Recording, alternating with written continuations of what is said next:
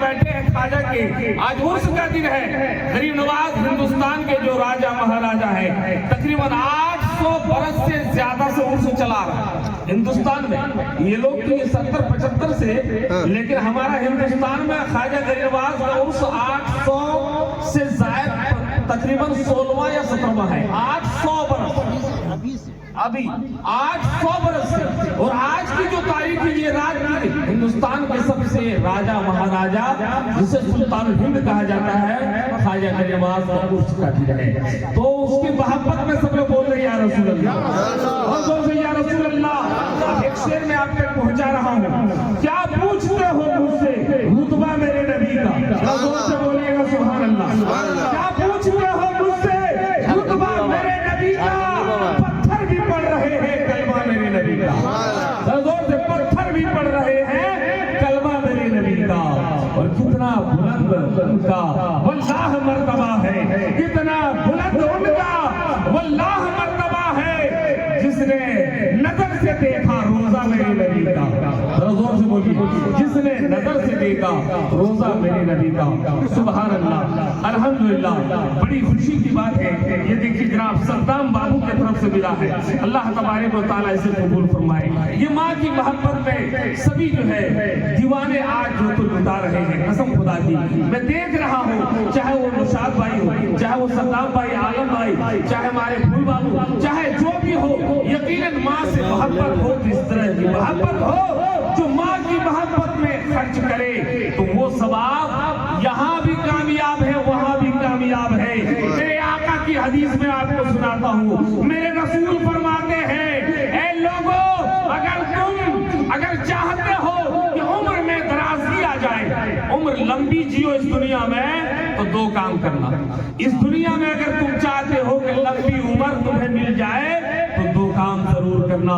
وہ دو کام کیا ہے؟ وہ سب سے پہلے کہ اپنے نماز وقت پر ادا کر لینا، اور دوسرے میں ماں اور باپ کی فرما برداری کرنا۔ اگر تم ماں باپ کی فرما برداری کرو گے اور اللہ کی بندگی کرو گے تو یقیناً تمہاری عمر میں درازی آ جائے گی اور تمہارے رزق میں کشادگی آ جائے گی۔ بولیے سبحان اللہ۔ تمہارے رزق کو اللہ تعالیٰ بڑھا دے گا۔ میرے حضور نے فرمایا، اے لوگوں، اگر تم چاہتے ہو کہ تمہارے رزق کو بڑھا دیا جائے، کمائی کو بڑھا دیا جائے، پیسے کو ڈبل کر دیا جائے، تم چاہتے ہو تو 2 نمبر کا پیسہ نہ کرنا۔ اگر چاہتے ہو، میرے نبی نے فرمایا، ماں باپ کی خدمت کرو، ان کی دعائیں لو، تمہاری کمائی بڑھ جائے گی، سبحان اللہ، تمہاری کمائی بڑھ جائے گی۔ یہ میرے سرکار کا فرمان ہے لوگوں، اس لیے اپنے نبی سے محبت کرو اور اپنے والدین کی خدمت کرو، کیونکہ میرے حضور پاک صلی اللہ علیہ وسلم نے فرمایا کہ اگر تم زندگی میں اپنے ماں باپ کی فرما برداری کرو گے تو یہ تمہارے لیے یہی جنت ہے اور یہی جہنم ہے۔ بول دیجئے سبحان اللہ، سبحان اللہ۔ اب بتائیے، ماں باپ کو دونوں کو میرے حضور نے فرمایا کہ یہی تمہارے لیے جنت بھی ہے اور یہی تمہارے لیے جہنم بھی ہے۔ اب بتائیے کیسے؟